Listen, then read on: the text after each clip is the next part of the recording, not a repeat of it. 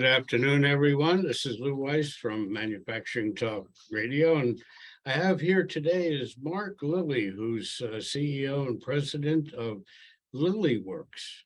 I guess you named the company after your family name. That's right. Yeah, definitely is. You can't fool me. Okay, so LillyWorks is about manufacturing and scheduling and not being late for the customer. Because one thing you don't want to do is be late and overpriced. So, Mark, why don't you give us a little insight into what LillyWorks is more about than what I just gave, and we'll take it from there. Sounds good, Lou. Thanks for having me on this afternoon. Yeah, the team behind LillyWorks, and actually you mentioned the name, essentially from my dad. My dad was Dick Lilly. He passed last year, but had a long history helping manufacturing companies. In particular, he started with IBM way back in the 60s, where he actually helped write, as a young man at the time, the first bill of material processor for the IBM 360s and their hardware, and what essentially became MRP, the first MRP systems. So that was my dad's history. Essentially, was he left IBM in the late 60s and started a software company that was basically one of the first MRP systems, and then so on and so forth. But in 1980, he founded a company called Profit Key, and that was for small to medium job shops and custom manufacturers, and had some really good, it had MRP in it, obviously, and it also had some good scheduling. So it was one of the first systems with the traditional finite scheduling from the 70s and 80s embedded in it. He then started a company called Lilly Software, which was in 1992. Now that product was called Visual Manufacturing, which many of your listeners may be using or have heard of, or that sort of thing. But Visual 2 had really good, still does, it's still available in the marketplace today, but it has really good traditional finite scheduling embedded in it. So long story short, what we realized over the many years of helping manufacturers is that while some manufacturers could use this traditional model of finite scheduling embedded in these systems, and really embedded in any system today, most struggled with it, struggled with getting the things you might want out of a scheduling package, out, like better on-time delivery, right? Reduce lead times, even simple things like what should I work on next, or when can my customer get their order, right? And give a good prediction for that. So long story short, we came up with an entirely new approach that essentially replaces the traditional finite scheduling model, and came up with something that we feel is actually quite a bit simpler, but yet much more powerful in its approach and the method it utilizes to help manufacturers solve this late problem. So you are sort of the digital clipboard on how to get work done, production done, which job should be first, which job should be second, third, fourth, and so on. Is that? Yeah, that's a great way to, I've never had it put that way, but that's very astute, very accurate, what we do. In fact, one of the struggles with the traditional finite scheduling model, and in particular something like the MES systems that are out today. Now an MES system doesn't necessarily really schedule it. It's going to take whatever input you provide it, and that input is typically provided by the traditional scheduling model. So one of the issues is, and one of the things we address right up front, is this prioritization method, right? So your traditional scheduling model, or even folks who are managing scheduling on spreadsheets, which is very common today, is the priority tends to be the due date, right? That's a very important piece of information. That's your commitment to your customer as to when you're going to get the order to them. But from a priority standpoint, it's a very poor method, and here's why.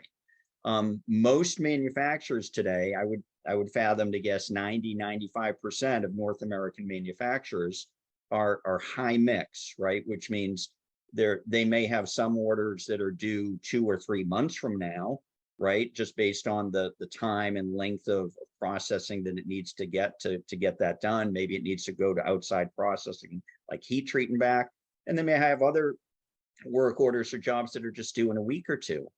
The problem is, if you're prioritizing by due date, you're always paying attention to those jobs that are due earlier at the expense of the ones that are due later, but that need your attention right now, so it doesn't become at risk of being late.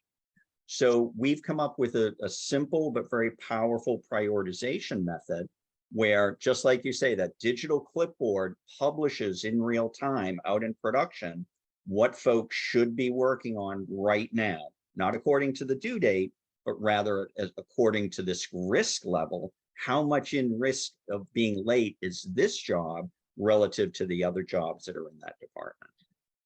So 2 comments I have. One, if you use the term digital clipboard more than 2 more times, you owe me royalties.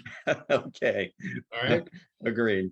Number 2, I've been in manufacturing now 60 years. We have our own manufacturing plant where we make steel forgings at All Metals and Forge Group. And one of the things that I found over the 700 shows that we've now done on Manufacturing Talk Radio is that manufacturers are really good at what they do. They're good at manufacturing things. They're good at designing things. There are certain things that I hope I don't tick anybody off, but some things that they're not real good at. And one is marketing, but that's another show. And 2 is scheduling, especially now in relation to supply chain problems, logistic problems, material supply problems, and so on.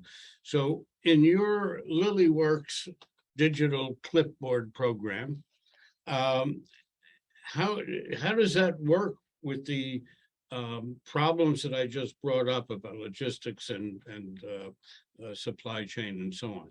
Are there provisions made so that you can include that in the program? Absolutely, and thanks for asking that. And really, what it comes down to is visibility, and this is really what folks struggle with is they don't have the visibility of some of the things like we've talked about already. What should I be working on next?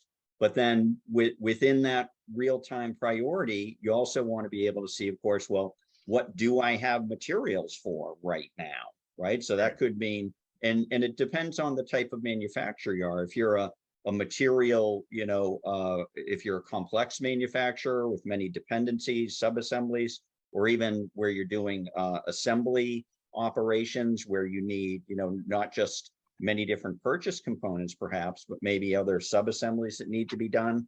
Right. Having visibility of what materials do I have, when should I expect them, right? So, and what am I, even simply, what am I missing right now, right? And do I have a purchase order out for it? If I do, when is that? When should I expect that? So a lot of it comes down to visibility. And then, of course, it's the same way with people, right? So as you may have 20 machines, but you've only got, because of the people crunch, you've only got 10 folks who can work those. So really your capacity is limited to just the number of machines that can be run by those folks. So having visibility of that as well, and making best use of which people should be working on which jobs on which machines is critical as well. So getting back to the people side of this, obviously you have to have someone or some 2 or 3 that are adding information to the program saying, okay, job number 4, the material is going to be late. So I got to change the delivery date of the raw material. Or on job number 82, I don't have the tooling ready for that. That's going to be coming in such and such. So are the suppliers at all involved with this to keep you up to date, knowing that the data that they're giving you must be going into your production clipboard program? Or do you actually have a person perhaps in purchasing who has to stay on top of all of these integral parts to feed into your program so that the accuracy of LillyWorks is right on? Yeah, great question. So again, if you're material heavy, so to speak, right? If Yes. materials are a big part of your production environment, then sure, you would want to do that. Now, if we can tie into any existing ERP system. So we're making some sort of assumption that maybe the folks in purchasing are to some degree, hopefully maintaining those expected dates for the materials. Some aren't, and some, but this will having this tool now where you're providing that visibility out into production makes that even more important to have, right? So now that job. Now on the other side, actually, we're in the process of creating portals for suppliers, whether it's an outside service supplier like Heat Treat, so that they can see your priorities and they can update when they expect to get that information back. And then eventually through raw materials as well. There are some third-party tools that enable that very nicely these days as well. So it gets back to that visibility, whether it's internal purchasing or you're allowing your suppliers to update that, bringing that into the production floor so that they have visibility of what's going on as well. What about the concern of the outside vendor or third-party vendor maintaining the timeliness of updating? Yeah, that's clearly a challenge, right? So now it gets back to almost a supplier relationship management exercise, right? So if you, and some suppliers just won't, right? I mean, if you're a small manufacturer and you're dealing with a much bigger supplier, oftentimes they're going to tell you, right, versus the other way around. So on the other hand, if they're customer focused and then there are many cases where they've seen the value in doing this for both parties and are able to do that for the folks. My primary business, Gold Metals and Forge Group, we have our own internal software program that we developed in 2004. And we have our purchasing department participates in it. Our QA department participates in it. Our accounting department participates in it. And the way we work this and the way we operate this is that they must maintain the information. And it's if they don't put the information in when it's supposed to go in, the whole process stops. The software won't move forward. So the QA manager, let's say at some point he's doing inspection 1. If he doesn't improve inspection 1, it can't move forward. And then when inspector 2 is going to do his inspection, well, if it's not there, he knows it's there. He knows it should be there because he's got his information and so on, but it hasn't been approved by inspector 1. So nothing can move unless everyone is participating and moving the process along. Yeah.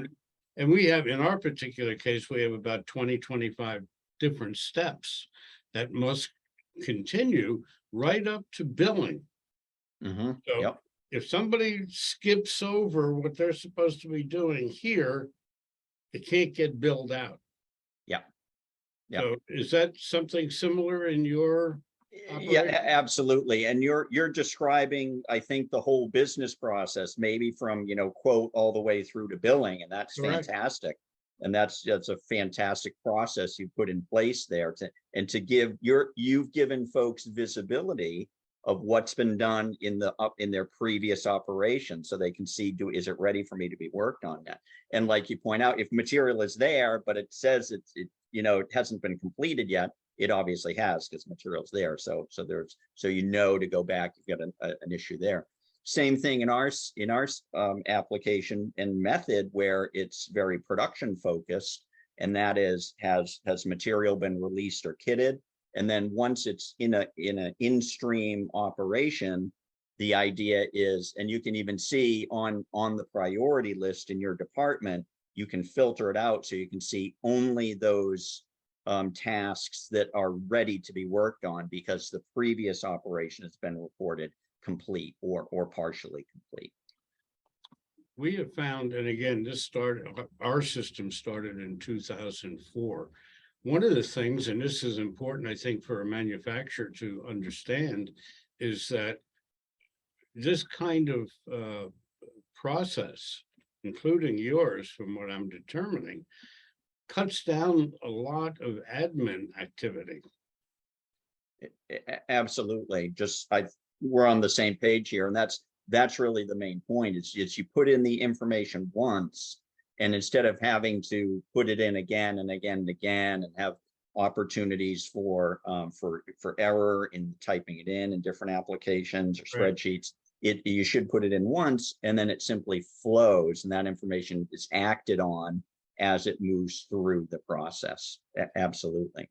And well, while we're talking about it, why don't you give your URL address so that our listeners can tune in and see what you're about online. Yeah, terrific. It's LillyWorks.com, LILLY, with an S on the end.com. And the name of the product is Protected Flow Manufacturing. It comes in an enterprise version if you don't have an ERP today. If you do have an ERP, then we have a smaller version that ties into whatever existing ERP system you have.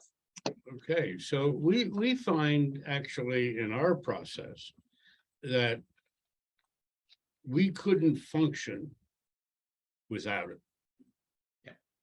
We've been doing this now for 16 years, and there would be no way that we can, especially now, because in 16 years, our sales have, in spite of COVID, our sales have grown exponentially and exponentially. And that means I'd have to hire more people, and we'd have more complex situations with regards to purchasing, within QA, and so on. And yes, we do upgrade our program almost monthly. Somebody says, we have a favorite saying around here. We say, if it can do this, can it do that? And somebody said, oh, I got an idea. Can we do that?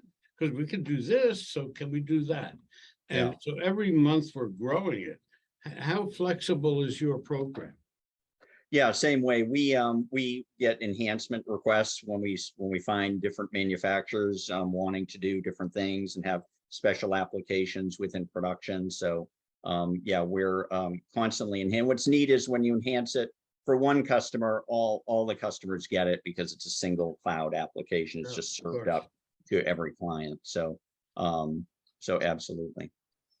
So do you want to buy my program? Yeah, it sounds like a great tool.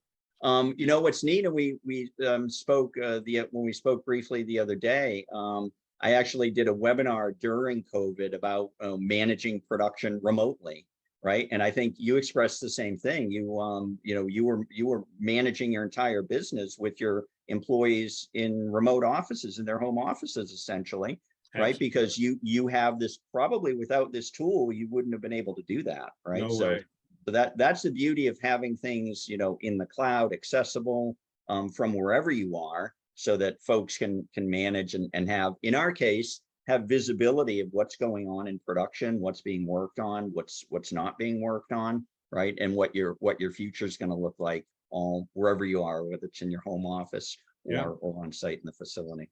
I mean, COVID is for all intents and purposes, waning.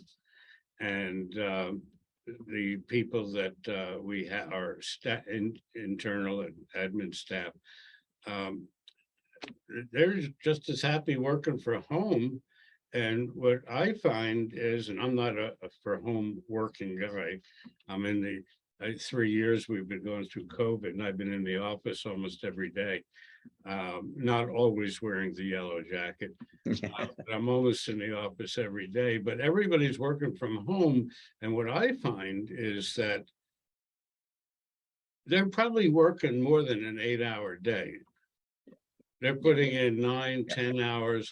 I see emails going out to vendors at midnight, at 6 in the morning, and so on. And in the morning, when I come in and I look at our program, I saw all the activity that's gone on over the last 12 hours. Yeah, well, you're saving folks having to commute, right? So there's time savings they can spend more proactively. Yeah. And yeah, I find having my office in my home, right? Sometimes you're thinking about something in the living room and go, oh, gee, I should probably go do that, and you run over to your office and get it done, like you say, maybe at midnight. Well, we also use iPhones in this part of the country. That's right.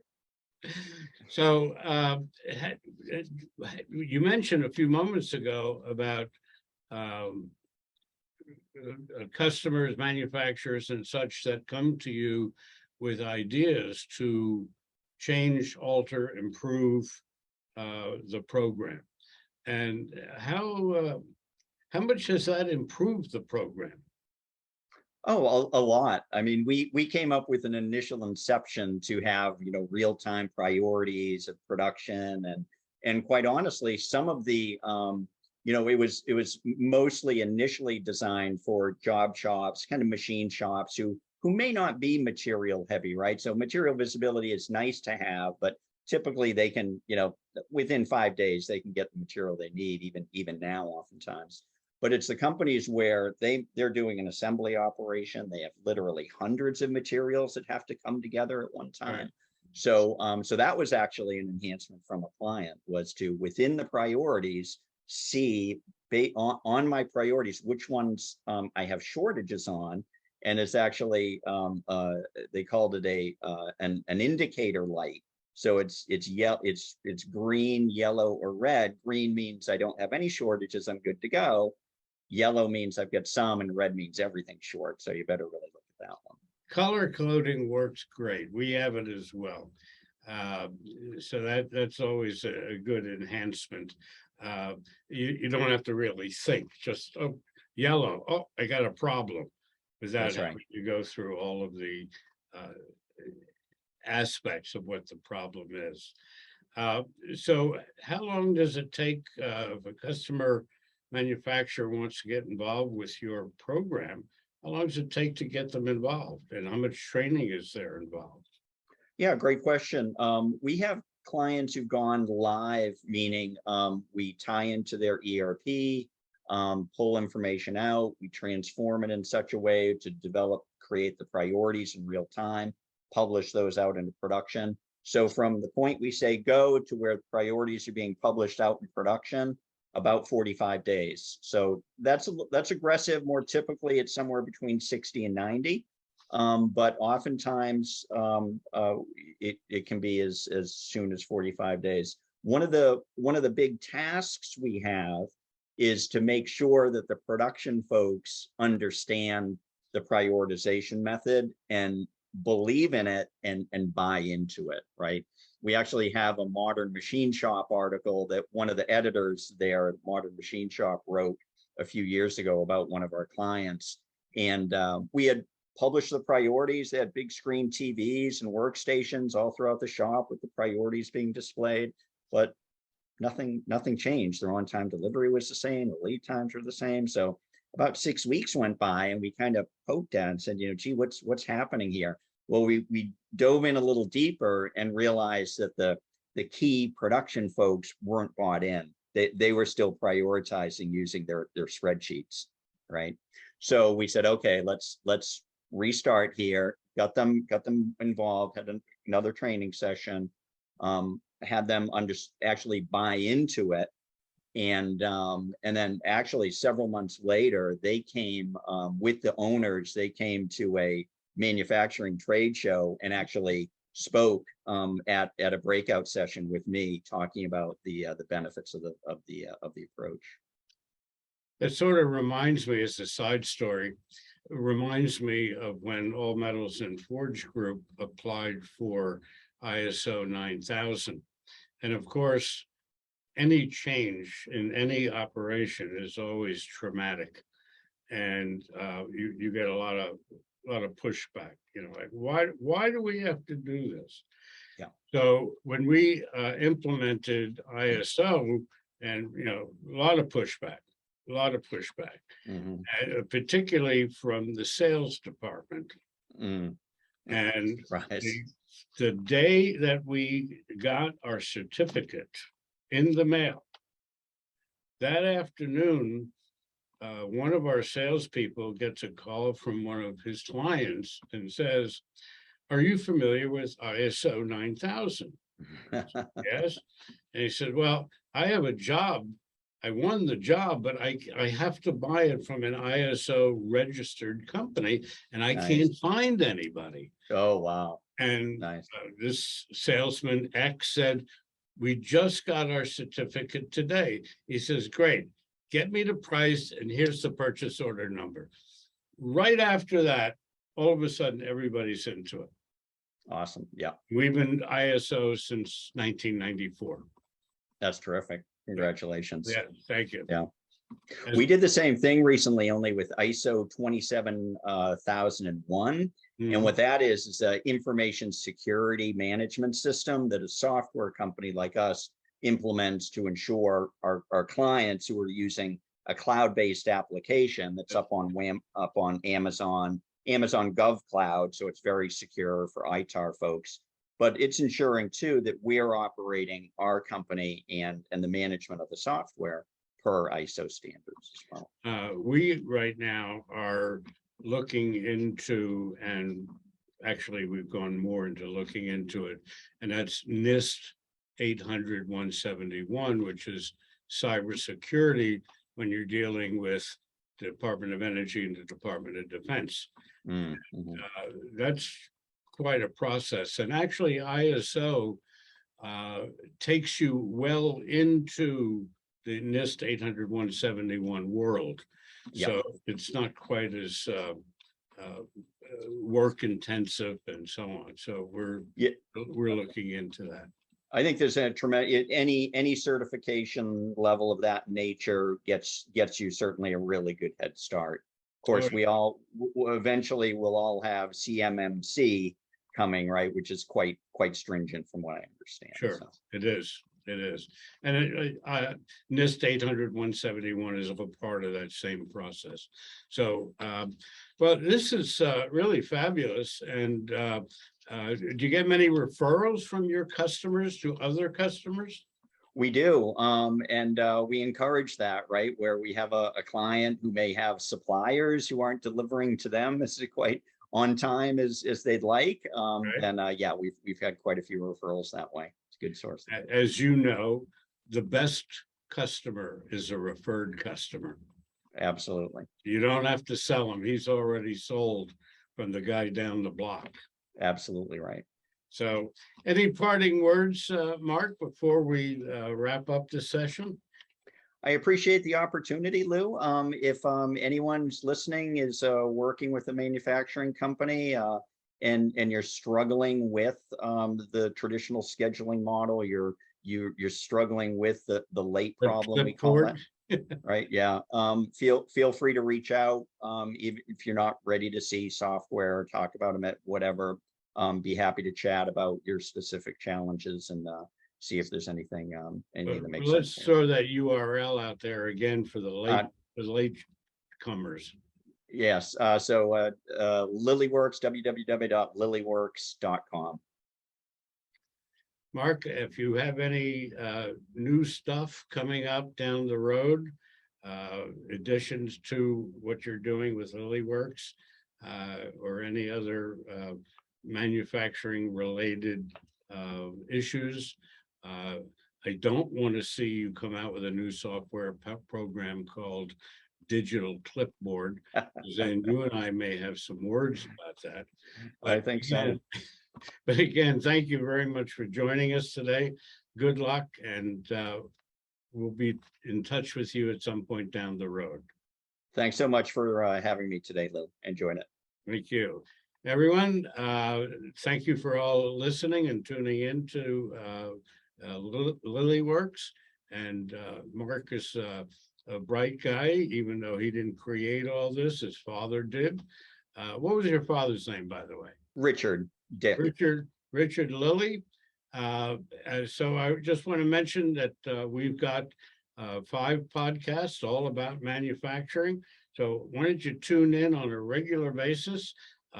You can check us out at Jacket Media Co. You'll recognize us by our yellow jackets. Or you can go to manufacturingtalkradio.com. We also have manufacturingoutlook.com, which is an e-zine. It's all about manufacturing. Free subscription if you want to go there and get a subscription. If you want to write an article for us about what you do and what your company does, we're more than willing to entertain that. Mark, goes for you as well. You're going to be at FabTech. I wanted to mention that. Thank you. Yeah, I've got a speaking engagement at FabTech, and look forward. We'll have a booth there as well. So yeah, if you're there, feel free to stop by. FabTech is at Atlanta, Georgia this year. Actually, I think it starts on Election Day. It does. Which it does. Kind yeah. of little awkward. A little awkward. So I'm not going. But I do have somebody within our organization that's going to be there. I'm just a little chicken, so I'm not going to be in Atlanta during FabTech, but it's going to be there from November 8th through 10. That's right. At the Congress, the convention center there, yeah, downtown. I'm sure you can't miss it. So everybody tune in and listen to us in future shows. And if you're in Atlanta, go see Mark at LillyWorks at the FabTech show. Thank you very much, everyone. Enjoyed being here. Thanks, Lou.